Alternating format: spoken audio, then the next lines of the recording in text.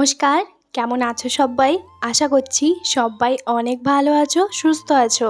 আমার নতুন একটা ভিডিওতে তোমাদের সকলকে জানাই অনেক স্বাগত। বারটা হলো শুক্রবার, আর আজকে সারাদিন কি করছি না করছি সবটাই তোমাদের সঙ্গে শেয়ার করব। তাহলে চলো বন্ধুরা, ব্লগটা তাহলে শুরু করা যাক। চান টান করে বাসি ঘরে সমস্ত কিছু কাজবাজ করে এখন কিন্তু এই যে দেখো সোজা চলে এসেছি রান্নাঘরে। সকালবেলা রান্নাঘরে এই যে দেখো আরও কিছু বাজারপত্র তোমাদের দাদাভাই কিন্তু নিয়ে চলে এসেছে, সেগুলোই বের করলাম। আর একদিকে মাছটাও নিয়ে এসেছিলো, মাছটাকে ভালো করে ধুয়ে রেখেছি। আর এক এক করে সবজিগুলো আমি কেটে নিয়েছি। আজকে তো শুক্রবার, তো তোমাদের দাদাভাইয়ের তো ডিউটি আছে। তো এই যে দেখো আজকে কিন্তু সকালবেলা এই যে পেঁয়াজ কলিগুলো না সামনের দোকান থেকে আমি নিয়েছি, মানে সবজিওয়ালা কাকু ওরা যে প্রতিদিন আসে তাদের কাছ থেকে নিয়েছি। তো সেটা দিয়ে আজকে ভাবলাম যে একটু পেঁয়াজ কলি আলু দিয়ে এগুলো একটা সবজির তরকারি করব। আর ওই সাইডে তোমার মাছের ঝোলটা যেহেতু বানাবো, তো তার জন্য আলুটাকেও আলাদা করে কেটে নিয়েছি। চলে এসেছি এখন মশলাগুলো বাটতে, মানে আদা রসুন এগুলো তোমার পেস্ট করে নিতে হবে। তো শিলনোড়াতে এখন বাটবো। আর তোমরা তো জানো কালকের ব্লগ থেকে তোমাদেরকে বলেছি যে আমি কিন্তু এখন এখানেই বসে তোমার মশলা বাটি। যাই হোক, তোমাদের দাদাভাই কিন্তু 8টার সময় ডিউটি চলে গেছে। আজকে একটু বসার সময় পাবো না। আজকে তো শুক্রবার, 12টা থেকে 12টা 10-15-র মধ্যে তোমাদের দাদাভাই কিন্তু ডিউটি থেকে চলে আসে। তো সেই কারণে আমি আর বসার সময় পাবো না। তো যেটুকু কাজবাজ আছে সেইটুকু সমস্ত কিছু করে তারপরে বসবো। যাই হোক, এদিকে দেখো হালকা হালকা রোদটা এত মাথায় লাগছে, কোনো রকম মশলাটা ভালো করে বেটে মনে হয় যেন রুমের মধ্যে ঢুকতে পারলে বাঁচি। যাই হোক, এদিকে চলে এসেছি, কড়াইতেও তোমার একটু তেল দিয়ে ভালো করে আলুগুলোকে এখন মাছের ঝোলের জন্য ভেজে নেব। আর এক সাইডে বসিয়ে দিয়েছি ভাত। জানো, তোমাদেরকে একটা কথা বলি, এই শীতকালে কম বেশি সবজির মধ্যে প্রত্যেকের বাড়িতে বাঁধাকপি ফুলকপিটা কমন একটা, তাই না? একদিন তোমাদের দাদাভাই এতটা তোমার ফুলকপি পছন্দ করে, ওকে আমি না 3টে টাইম তোমার ফুলকপির পরোটা, ফুলকপি আলু দিয়ে মাছ দিয়ে ঝোল, রাতে আবার ফুলকপি দিয়ে রুটি তরকারি এগুলো বানিয়ে দিয়েছি। তারপরে ওই মানুষটা একবারের জন্য বলেনি যে 3টে টাইম আমাকে কেন ফুলকপি দিলে। পরের দিন আবার তোমার আলু ফুলকপির তরকারি ওকে করে দিলাম, ও একবারের জন্য বলেনি। লাস্টে আমি ওকে জিজ্ঞেস করলাম যে তুমি সত্যি এতটা পরিমাণে ফুলকপি পছন্দ করো? বলছে শীতকালে আমার যদি রোজও মানে ফুলকপি হয়, শীত কি গরম কি, মানে আমার কোনো ব্যাপার না। শীতকালে ফুলকপির দামটা একটুখানি সস্তাও থাকে কমও থাকে, আর ফুলকপির সঙ্গে যে কোনো জিনিস ভালো লাগে, যেমন পেঁয়াজ কলি আলু ফুলকপির ভাজা, বা ক্যাপসিকাম দিয়ে ফুলকপির তরকারি, বা মাছ দিয়ে ঝোল, বা ফুলকপির টক, মানে এইগুলো তো ভীষণ পছন্দ করে।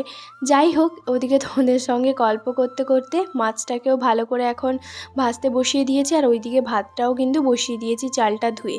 এক এক করে মাছগুলোকে ভেজে নেব। আসলে মাছটা আমি একটুখানি দুটো করে দিচ্ছি কেন বলো তো, কারণ কড়াইটা যেহেতু একটুখানি গোল মতন, তো সেই কারণে মাছ বেশি করে মাছ দিলে কি হয়, উল্টোতে পাল্টাতে পারবো না। তো সেই কারণে তোমার 2 পিস করে মাছ দিচ্ছি। একদিন কি হয়েছে জানো তো, তোমাদের দাদাভাই বাজার থেকে মাছ নিয়ে এসছে, আর আমি সেগুলোকে না ভাজতে যেরকম ভাজি সেরকম ভাজতে গেছিলাম, কিন্তু হঠাৎ করে কি হয়েছে, প্রায় অর্ধেকের বেশি মাছগুলো না একদম ভেঙে চুরে গেছে। সেই থেকে দোষটা আমারই, কারণ ওই দিন কড়াটা না গরমই হয়নি, তেল একটা গরম না হলে দেখবে মাছগুলো যদি দেওয়া হয় আগে থেকে, তো মাছগুলো না ভেঙে যায়। তো সেই কারণে আমি এবার থেকে ভেবেছি যে কড়া একদম গরম হয়ে যাবে, ধোঁয়া উঠবে, তারপরে তেল দেবো, তারপরে বাদবাকি মাছগুলো তোমার দেবো। ওই যে একটা শিক্ষা পাওয়াই গেছে। যাই হোক, এদিকে দেখতে পেলে সব কিছু তোমার ভেজে নিয়েছি, আলু আর মাছগুলোকেও এক এক করে ভেজে নিয়েছি। তারপরে 3 পিস মতন রান্না করব, তো সেটা নিয়ে নিয়েছি। যেহেতু সদ্য মাছ না 2-3 পিস 4 পিস এগুলো কিন্তু খেয়ে নিই। আর তারপরে আলু ফুলকপি আর তোমার পেঁয়াজ কলি যেটা কেটে রেখেছিলাম, সেটা একটুখানি কড়াইয়ের মধ্যে তেল দিয়ে, তারপরে সামান্য একটুখানি কালো জিরে আর কাঁচা লঙ্কা দিয়ে, তারপরে সব কিছু একসঙ্গে দিয়ে ভালো করে কিছুক্ষণ নাড়াচাড়া করব। আর তারপরে আর কি নুন হলুদ দিয়ে একটুখানি ঢাকা বন্ধ করে একটুখানি রাখবো। তারপরে হালকা হালকাভাবে তোমার ভেজে নেব। তবে নুন হলুদটা দেওয়ার পর ফুলকপি থেকে কিন্তু জলটা ভালোভাবে ছেড়ে দিয়েছে। গ্যাসের বাতিটা একটুখানি উপর দিকে করে রাখলাম। তো তারপর এক এক করে জলটা যখন ছেড়ে যাবে, তখন কিন্তু ওপর থেকে একটুখানি পেঁয়াজ দিলাম। তো এটা বললামই তো একটুখানি ভাজা ভাজা করব, তাই ভাবলাম যে একটুখানি টমেটো দিই। টমেটো দিয়ে দেওয়ার সঙ্গে সঙ্গে অল্প একটুখানি নুন দিলাম। আর তারপর আরও কিছুক্ষণ তোমার ভালো করে মাখাবো, দাঁড়াও একটুখানি না জল তেষ্টা পেয়েছে, তাই একটুখানি বসে জল খাই। সকালবেলা থেকে না আমি এই টাইমে প্রচুর জল খাই, মানে রান্না করার সময়। আর তারপর সন্ধ্যের পর থেকে আমার প্রচুর জল তেষ্টা পায়। বাদবাকি দুপুরবেলা ওরকম সময় আমার আর জল তেষ্টা পায় না। যাই হোক, আমি কিন্তু গ্লাসে হচ্ছে তোমার জল এইভাবেই খাই। তো দিনে হচ্ছে 8 গ্লাস করে হচ্ছে আমি একদম মেপে যেদিন থেকে খাওয়া শুরু করেছি, ওই দিন থেকে আমি খুব ভালো হচ্ছে তোমার রেজাল্ট পেয়েছি নিজের শরীরে। যাই হোক, আগে না আমি প্রচুর জলকে কম খেতাম, মানে আমি জল বলতে পারো দুদিনেও মানে খেতাম না, মানে বিয়ের আগের কথা বলি। বিয়ের পরে তারপরে আস্তে আস্তে জল খাওয়াটা আরও কমলো। তারপরে আবারও ভাবলাম যে না, আমার জল কম খেলে শরীরের মধ্যে কী বলো তো, অনেক প্রবলেম হয়। প্রবলেম বলতে পারো, যেমন এখন তো শীতকাল, এমনিতেও সবাই জলটা কমই খায়। তো আরও যদি জল কম খাই তাহলে দেখবে স্কিনটা একটুখানি মানে শুষ্ক হয়ে যায়। তো যাই হোক, সেই কারণে এখন থেকে কিন্তু আমি কন্টিনিউ হচ্ছে একদম মেপে 8 গ্লাস জল খাই। তারপরে এই যে দেখো, ভাতের মাড়টাও হচ্ছে তোমার ঝরিয়ে দিলাম। আর এরপর পেঁয়াজ, ফুলকপি দিয়ে, আলু দিয়ে, মাছ দিয়ে ঝোলটা বানাবো। তার জন্য কড়াইতে সর্ষের তেল আর পেঁয়াজ বাটা আর দুটো কাঁচা লঙ্কা চেরা দিয়ে ভালো করে কিছুক্ষণ নাড়াচাড়া করব। আর তারপরে আদা রসুন একসঙ্গে যে বেটে রাখা পেস্টটা সেটাও দিয়ে দিয়েছি, টমেটোও হচ্ছে তোমার দিয়ে দেবো। তারপরে আর কি ভালো করে জলটা এই যে দেখো ফুটে গেছে। মশলাটা হালকাভাবে কষিয়ে নিয়েছি, ওই নুন, লঙ্কার গুঁড়ো, হলুদ গুঁড়ো ওইগুলো দিয়ে। তো যাই হোক, একটুখানি পাতলা করেই করছি। আর এখন জানো তো, আমি আর পেঁয়াজ কুচিয়ে হচ্ছে তোমার দেই না। মা যেদিন থেকে এসেছিল তো সেদিন থেকেই হচ্ছে আমাকে বলেছিল যে পেঁয়াজ বেটে একটুখানি দিবি, দেখবি অল্প পেঁয়াজ লাগবে, আর মানে গ্রেভিটাও খুব সুন্দর হবে, খেতেও ভালো লাগবে। তো সেই থেকে আমি হচ্ছে তোমার ওইভাবেই করি। আর এরপর আর কি সব কিছু রান্নাবান্না তো হয়ে গেছে, এক সাইডে রেখে দিয়েছি। আর এবার কড়াইটা আর হচ্ছে তোমার টুকটুক কিছু বাসনপত্র যেগুলো ছিল সেগুলো এক এক করে হচ্ছে তোমার ভালো করে ধুয়ে পরিষ্কার করে রেখে দেবো। আর এই যে দেখো, রান্নাঘরটাকেও তারপরে কিন্তু পরিষ্কার করে রেখে দেবো। যাই হোক, এদিকে কিন্তু রান্নাবান্না আমার প্রায় সব কিছু হয়ে গেছে। এখন বাজে হচ্ছে তোমার প্রায় 11টা 5। আর এর সময় আমার আর কোনো কাজ বাজ নেই। তো বাইরে একটুখানি দেখবো যে মানে জামা কাপড়গুলো শুকিয়েছে কিনা, কারণ আমি না অনেক ভোরবেলা ঘুম থেকে ওঠার পরে জামা কাপড়গুলো কিন্তু ধুয়ে দিই, তো আমার জামা কাপড়গুলো শুকিয়েই যায়। তো এই যে দেখো, তারপরে আর কি প্লেট দুটো বের করে নিলাম। আর প্লেট দুটো বের করে ভাবলাম যে প্লেটটাকেও ভালো করে ধুয়ে নেব, কারণ যখন খাওয়া দাওয়া করব তখন আর আরেকবার ধুয়ে নিতে হবে না। যাই হোক, এদিকে এক এক করে গ্যাস ট্যাস ভালো করে পরিষ্কার করে নিচ্ছি। আমার না কেন জানি না, রান্নাঘর পরিষ্কার থাকলে না মানে রান্না করতে দেখবে বেশ ভালোই লাগে, মানে রান্নাঘর পরিষ্কার থাকলেই রান্নাঘরে কাজবাজ করতেও বেশ ভালো লাগে।